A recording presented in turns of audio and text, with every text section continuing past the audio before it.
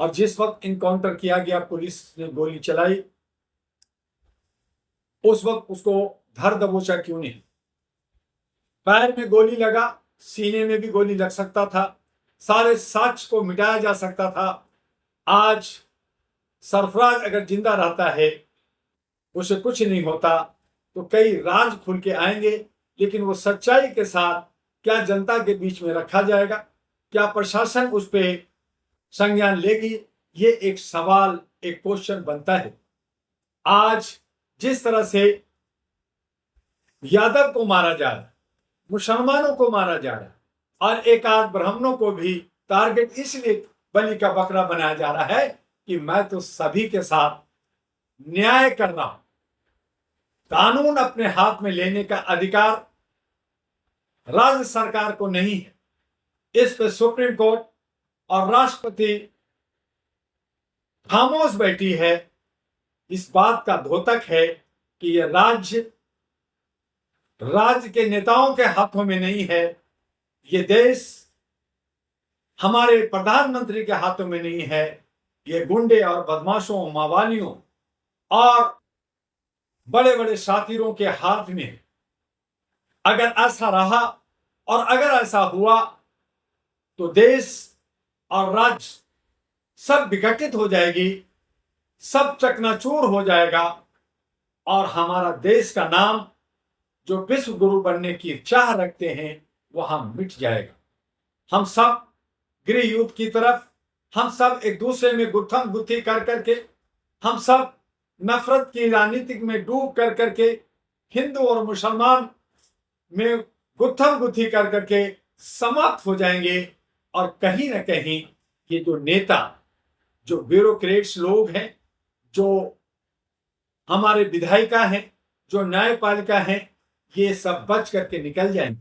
जहां कहीं भी लड़ाई होता है, जहां कहीं भी इस तरह का जो है सांप्रदायिक दंगे होते हैं, वहां पे हमारे मध्यम परिवार के, निम्न परिवार के लोग, बच्चे शिकार होते हैं। क्या किसी नेता का बेटा को शिकार होते देखा? क्या किसी जज के बेटा को शिकार होते हुए देखा? यहां वही लोग जो गरीब के बच्चे हैं, जो उमंग में, जो जोश में, जो उत्साह, जो उसको उकसा कर करके, उसको किसी तरह से प्रोवोक कर कर करके ये जो है रोटी सेकते हैं, इन लोगों की हरकतें हैं। क्या इस पे सरकार को संज्ञान नहीं लेनी चाहिए? क्या हमारे सिक्योरिटी अगर जहां चूक हो रही है उसको जो है जवाबदेह नहीं होनी चाहिए? क्या उनको पे एक्शन नहीं होनी चाहिए? जो चाहे वो नेता हो, चाहे सिक्योरिटी हो, चाहे ब्यूरोक्रेट्स हो, चाहे न्यायपालिका हो, चाहे मीडिया हो, सभी को जवाबदेह बनाना होगा, तभी हमारा देश खुशहाल हो। और इसी के लिए हम तमाम मुद्दों को लेकर करके, उत्तर प्रदेश की मुद्दा हो, चाहे बंगाल की हो, चाहे मणिपुर का हो, चाहे हमारा महाराष्ट्र, दिल्ली का हो, सभी मुद्दों को लेकर के हम आगे बढ़ते हैं। और बड़ी ईमानदारी के साथ 38 वर्षों से मानवाधिकार के लिए हम लोगों ने काम किया। हमने लोगों को जागरूकता देने की बात की, हम उनकी प्रोटेक्शन के लिए बात करते हैं। हम चाहते हैं कि हमारे जो 65 करोड़ युवा युवती हैं वो सही तरीके से मुख्य धारा में आईएएस बने, आईपीएस बने, बड़े ऑफिसर बने, नेता भी बने, और देश का वही नौनिहाल है, क्योंकि youth is power of Galaxy होता है। लेकिन हमारे कुछ तथाकथित लोग, जो अनपढ़ लोग हैं, जो पढ़े लिखे लोग नहीं है, जो नेता बनते हैं, वो धर्म की चाशनी में कहीं हिंदू जो है नारा देते हैं, उस पे जो है रैलियां करते हैं, कहीं मुसलमान नारा लगाता है, मुसलमान रैलियां करता है। तो ये नफरत कब तक चलेगी, कैसे चलेगी? इसे खत्म करने के लिए हम लोगों ने 21 अक्टूबर को, आने वाले सोमवार को 2 बजे से लेकर के 5 बजे एक सांकेतिक धरना, एक मांग अहरा नेशनल पार्टी की तरफ से रखा है। हम तमाम साथियों से अनुरोध कर रहे हैं कि उसमें आए, और उस मांग जो जनता का है, देश हित में है, और वो मांग हमारी 5 मांग है जो इसमें लिखा हुआ है। मैं आपको सुना देना चाहता हूं कि हमारी मांग है सामाजिक न्याय। सामाजिक न्याय जो लोगों को नहीं मिल रहा, कब मिलेगा? भागीदारी, जो हमारी हिस्सेदारी है, वो कब मिलेगा, ये हम सरकार से पूछना चाहते हैं। जिनको हमने जनप्रतिनिधि बना करके उनको कहा कि आप सेवा कीजिए, सेवादार आप हैं, चौकीदार आप हैं, तो आप इसको काम कीजिए, लेकिन वो काम नहीं कर रही है। दूसरा हमारा है कि चुनाव निष्पक्ष प्रक्रिया उसकी जो है ईवीएम के अंदर गड़बड़ी है या और क्या है, तो उसका निष्पक्ष समाधान क्या होगा और कब होगा, ये हम मांग इलेक्शन कमीशन से कर रहे हैं।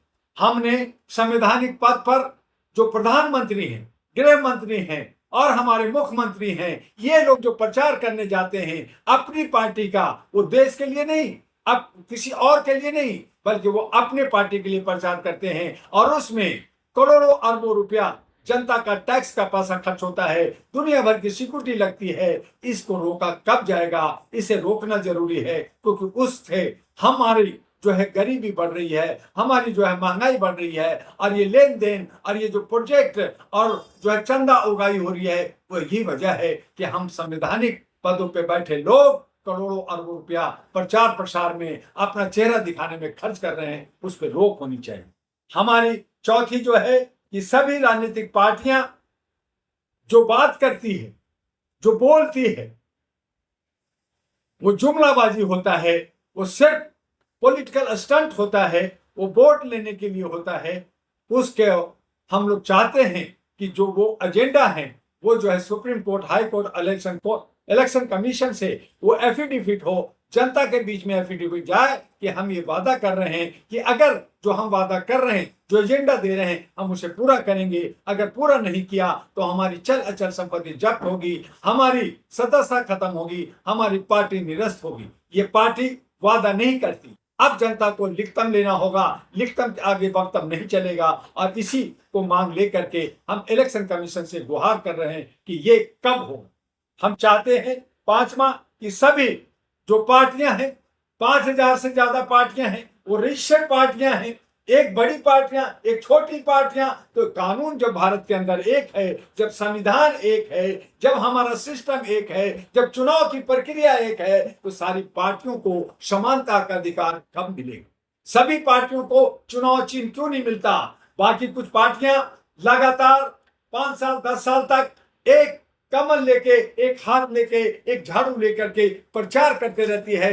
बाकी पार्टियों को जब नॉमिनेशन होता है तो उसको मात्र 2-3 दिन प्रचार करने के लिए मिलता है, जो क्षेत्र में नहीं पहुंच सकता, बहुत सारे मटेरियल नहीं बनता, उसके पास आर्थिक पोजीशन खराब होती है। और ऐसी सूरत में जो अच्छे सच्चे लोग भी हैं और हमारे बुद्धिजीवी हैं, हमारे नौजवान हैं, वो आगे नहीं आ पाते। तो ये समानता का अधिकार जो हमारा संवैधानिक अधिकार है, हमारा मौलिक अधिकार है, हमारा आर्टिकल 14 है, हमारा 19 है, हमारा 21 है, हमारा संविधान है, हमारा आर्टिकल 25 है, हमारा 41 है, 340 है, 341 है, और न जाने कितनी हमारी संविधान की विधि विधान है। हमारा प्रेम्बल कहता है कि हम इक्वलिटी के साथ काम करेंगे, सबको समानता मिलेगा। तो फिर इलेक्शन कमीशन के अंदर भेदभाव क्यों है?